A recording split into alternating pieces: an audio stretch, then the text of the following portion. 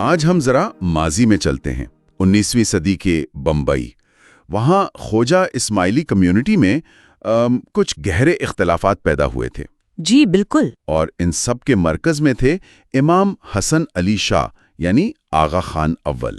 یہ واقعات آغا خان کیس کے نام سے بھی جانے جاتے ہیں۔ صحیح۔ ہمارے پاس جو تاریخی دستاویزات ہیں وہ اس زمانے کی کافی پیچیدہ تصویر دکھاتی ہیں۔ قانونی معاملات تھے، کمیونٹی کی اندرونی جھگڑے تھے۔ تو آج کوشش کرتے ہیں ان ذرائع کو سمجھنے کی کہ کیسے ایک آپ کہہ لیں مذہبی ادائیگی کا مسئلہ تھا جو بڑھ کر شناخت اور لیڈرشپ کے بڑے سوالوں تک جا پہنچا۔ بالکل۔ اور یہ کہانی جیسا آپ نے کہا پیچیدہ ہے، اس کی شروعات کوئی اچانک نہیں ہوئی۔ یہ تقریباً 1827 کے آس پاس کی بات ہے بمبئی کی۔ اچھا۔ وہاں حبیب ابراہیم تھے، ان کی قیادت میں کچھ لوگوں نے دسوند یعنی جو مذہبی عشر ہوتا ہے وہ دینے سے انکار کر دیا۔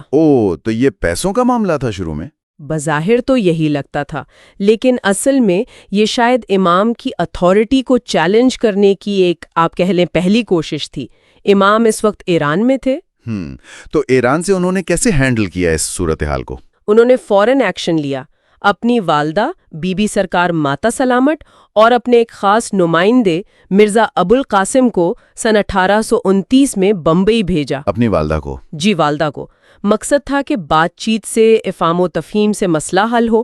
انہوں نے بمبئی ہائی کورٹ میں کیس بھی فائل کیا تھا کمیونٹی فنڈز کے حوالے سے۔ اچھا۔ مگر شاید صلح کی امید پر وہ کیس 1830 میں واپس لے لیا گیا۔ لیکن بات بنی نہیں پھر بھی؟ نہیں، بدقسمتی سے بات نہیں بنی۔ معاملہ بڑھا اور حبیب ابراہیم اور 11 دوسرے لوگ جنہیں تاریخ میں بار بھائی کہا جاتا ہے۔ بار بھائی یعنی 12 بھائی؟ جی، 12 بھائی۔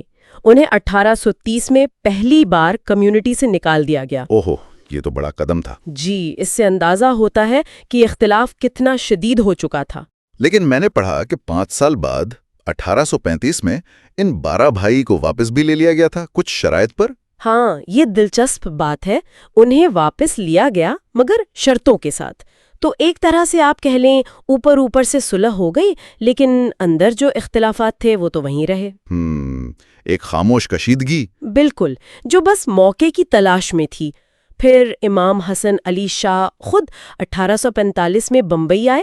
یہ بہت اہم تھا، لیکن وہ جلد ہی کولکتہ چلے گئے اور 1847 تک وہیں رہے۔ تو ان کی غیر موجودگی میں مخالفین پھر سے سرگرم ہو گئے؟ جی، ایسا ہی ہوا۔ ان کی غیر موجودگی میں مخالف گروپ کو موقع مل گیا دوبارہ منظم ہونے کا، اپنی بات آگے بڑھانے کا۔ اور اسی دوران وہ ساجن مہر علی والا کیس بھی ہوا تھا 1847 میں، ٹھیک؟ بالکل ٹھیک۔ یہ ساجن مہر علی کیس بڑا اہم موڑ تھا۔ بظاہر تو یہ خواتین کے وراثتی حقوق کا معاملہ تھا۔ بمبئی سپریم کورٹ میں جسٹس تھے سر ایرسکن پیری۔ اچھا۔ امام کے بھائی تھے محمد باقر خان۔ انہوں نے مقدمے میں قرآنی اصولوں کے مطابق وراثت کی بات کی، مگر 12 بھائی نے دوسرے فریق کا ساتھ دیا جو ہندو روایات پر چلنا چاہتے تھے۔ تو مطلب یہ صرف دسوند کا معاملہ نہیں رہا تھا اب؟ بالکل نہیں۔ یہاں سے بات واضح ہو گئی کہ یہ لوگ اب امام کے خاندان کی مذہبی اور قانونی تشریحات کو بھی چیلنج کر رہے تھے۔ تو یہاں سے مطلب تنازع کی شکل ہی بدل گئی؟ یقیناً۔ اب سوال صرف پیسے دینے نہ دینے کا نہیں تھا، اب براہ راست امام حسن علی شاہ کی جو مذہبی حیثیت تھی، ان کی اتھارٹی تھی، اس پر سوال اٹھنے لگے۔ بار بھائی اور ان کے حامیوں نے خود کو سنی خواجہ کہنا شروع کر دیا۔ یہ کہنا شروع کیا کہ خواجہ تو اصل میں سنی تھے۔ یہ تو بہت بڑی بات تھی، شناختی بدلنے والی بات۔ جی، بہت بڑی تبدیلی تھی۔ اور 1850 تک تو انہوں نے اپنا الگ جمع خانہ بھی بنا لیا عبادت کے لیے، اور یہاں تک کہ قبرستان بھی الگ کر لیا۔ یعنی عملی طور پر تقسیم ہو چکی تھی؟ بالکل، ایک طرح سے تقسیم مکمل ہو گئی۔ اور پھر افسوس کی بات ہے یہ معاملہ تشدد تک بھی پہنچا۔ جی، یہ سب سے افسوسناک پہلو ہے۔ نومبر 1850 میں محرم کا مہینہ تھا، آخری دن، بامبے کا جو مرکزی جماعت خانہ تھا وہاں ایک شدید جھڑپ ہوئی۔ او خدایا! اس میں 4 سنی خواجے مارے گئے۔ پھر 19 اسماعیلیوں پر مقدمہ چلا اور 4 کو پھانسی ہوئی۔ 4 کو پھانسی؟ جی، اس واقعے نے تو دونوں طرف ایسی خلیج پیدا کر دی جسے پاٹنا ناممکن ہو گیا۔ اس تشدد کے بعد کیا صورتحال بنی؟ علیحدگی کیا پکی ہو گئی؟ ماحول بہت زیادہ خراب ہو چکا تھا۔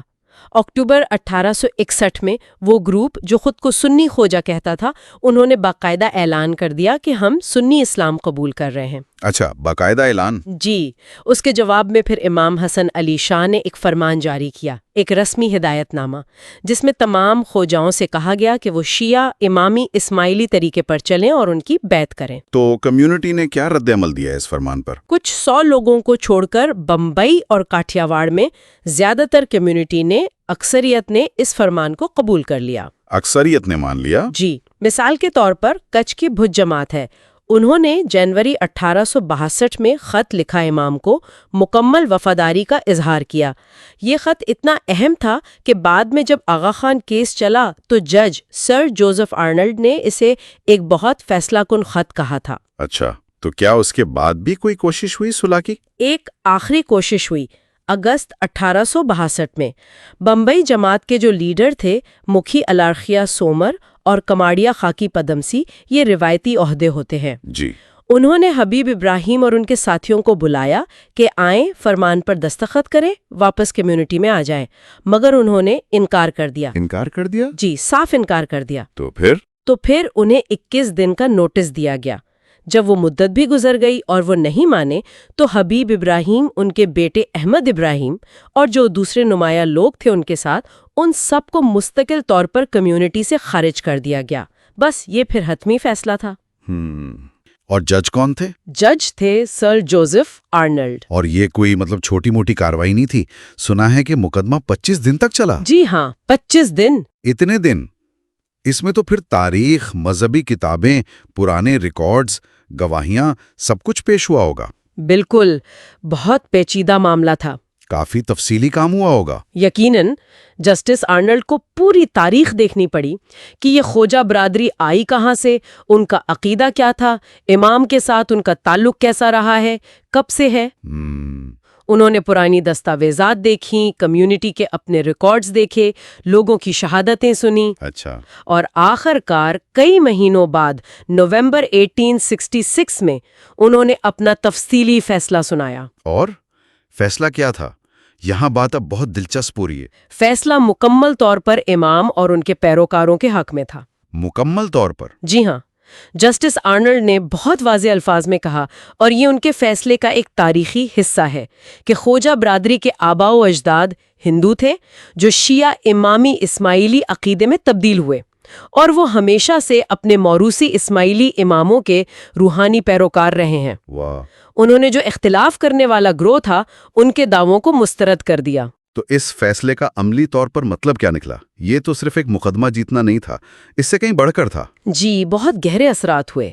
پہلی بات تو یہ کہ اس نے قانونی طور پر یہ طے کر دیا کہ خوجہ کمیونٹی شیعہ امامی اسماعیلی ہے، ان کی شناخت پکی ہو گئی۔ اچھا، یہ تو بہت اہم ہے۔ دوسری بات، اس نے امام کی جو روحانی اتھارٹی تھی اسے برطانوی قانون کی نظر میں تسلیم کر لیا۔ یہ پہلی بار ہوا تھا کہ کسی نو آبادیاتی طاقت نے امام کی حیثیت کو ایسے مانا ہو؟ جی، قانونی طور پر یہ پہلی توثیق تھی۔ زبردست۔ اور تیسرا، اس نے مستقبل کے لیے ایک طرح سے راستہ صاف کر دیا۔